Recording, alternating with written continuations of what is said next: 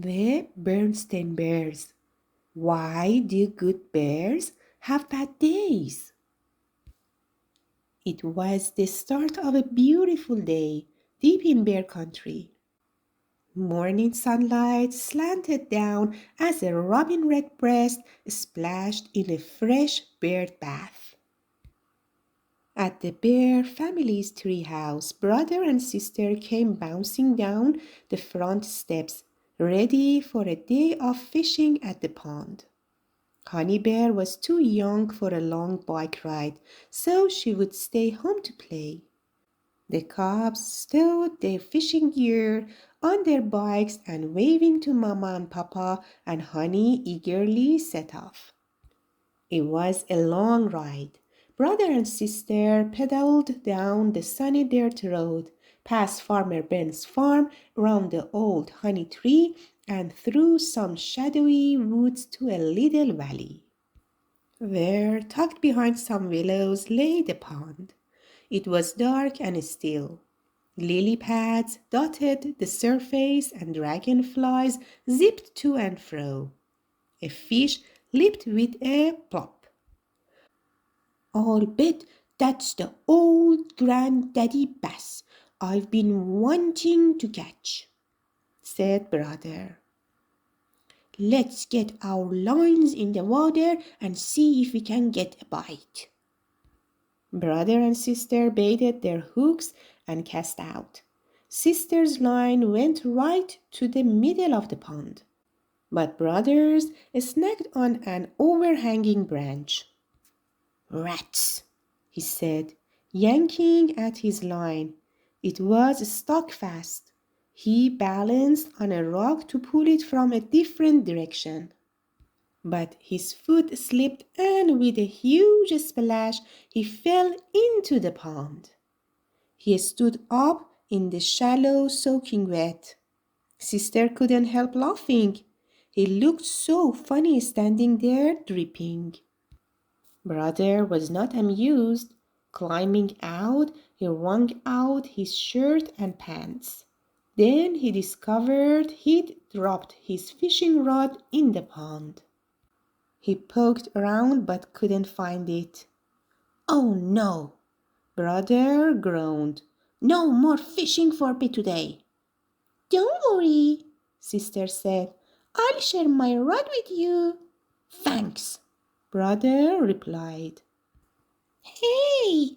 sister hollered. "I think I have a bite." She began to reel in her line, but her pole bent over more and more. "Your hook must be caught on something," brother said. Sister yanked on her pole, trying to pull the hook loose. "Careful," brother said, but sister yanked harder. There was a loud crack as her fishing rod broke in two. The cubs stared at the broken rod. With sinking hearts, they realized their day of fishing was over. "It's not fair," sister said as they climbed back on their bikes. "We had the day all planned, and just like that," she snapped her fingers, "it's over." "Yes," agreed brother. "Where did we go wrong?" They slowly paddled their way out of the valley and through the woods. At least brother was drying out, but soon they noticed it was getting harder and harder to paddle. Stopping, they found that both bikes had flat tires. Big nails were stuck in each tire. "What lousy luck," said brother. "First we lose our fishing rod, then this." "It's not fair," said sister again. "We don't deserve it." Gloomy, the cubs walked their bikes homeward, but it was awkward wheeling the bugs along on flat tires. They made their way around the old honey tree and were passing Farmer Bern's place when they heard a distant rumble. "Uh-oh," said brother. "Thunder!" They tried to move faster, but dark clouds gathered and the thunder grew louder. Suddenly, rain swept over them. The cubs were drenched in seconds. The storm quickly passed, but the cubs were thoroughly cold, wet, and miserable. "This is too much," said brother. "First we lose our fishing rods, then we get flat tires, and now we are soaked." "It's not fair," said sister. "Why is this happening to us?" That's when they noticed Cousin Fred, Lizzie, and Susie coming down the road. They weren't wet. They must have found shelter during the storm. "Hi, brother. Hi, sister," said Fred. "What happened to you? Did you get caught in the storm?" "Yes," said brother. "We've had a really rotten day. First, I fell in the pond and lost my fishing rod. Then sister broke her rod in half. Finally, we got flat tires and were drenched by the storm." "Oh, that's too bad," said Lizzie. "You know, it makes you wonder why good birds have bad days." "My grandmother always says it's because God is punishing you for something," said Susie, matter-of-factly. "That can't be true," said sister. "We haven't done anything wrong. Why would God punish us?" Said Fred.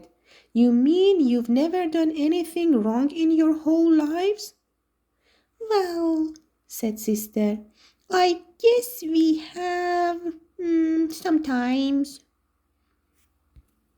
"Then it's like my grandmother says," said Susie, shrugging her shoulders. "God must be punishing you for something. See you later." With a wave, their friends left brother and sister to skitch their way home. Back at the treehouse, Mama and Papa took charge, whisking sister and brother out of their wet clothes and pouring them mugs of hot chocolate. Honey had some too. Brother and sister felt better, but they were still upset about their bad day. "Mama," said sister, "why did such bad thing happen to us?" "We met some of our friends on the way home, and they said God must be punishing us for something," added brother. Mama and Papa burst out laughing. "What utter nonsense," said Mama. "God loves you and watches over you, even when you make mistakes. He forgives you if you are sorry and try to do better." "But," asked brother, "if God is watching over us, why did He let all those bad things happen to us?"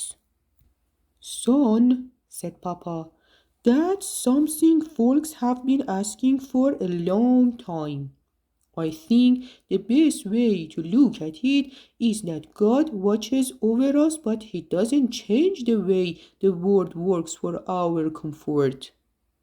He's not going to cancel a thunderstorm just because we happen to be outdoors." "Then how does God watch over us?" wondered sister. "I believe God watches over that which He created deep inside us," said Mama. "That special part of us that belongs to Him and has faith in Him." "What do you mean?" asked brother. "Well," said Papa, "in church you've heard Preacher Brown talk about our souls, haven't you?" Brother and sister nodded. "Our souls are the part of us that God protects and saves from danger," Papa explained. "No storms or accidents can hurt our souls if we have faith in God." Brother and sister thought it over. It was a little hard to understand, but it did make them feel better knowing God was watching over them, deep down inside. And the hot chocolate made them feel better too, but not as much as the big warm hugs from Mama and Papa. The end.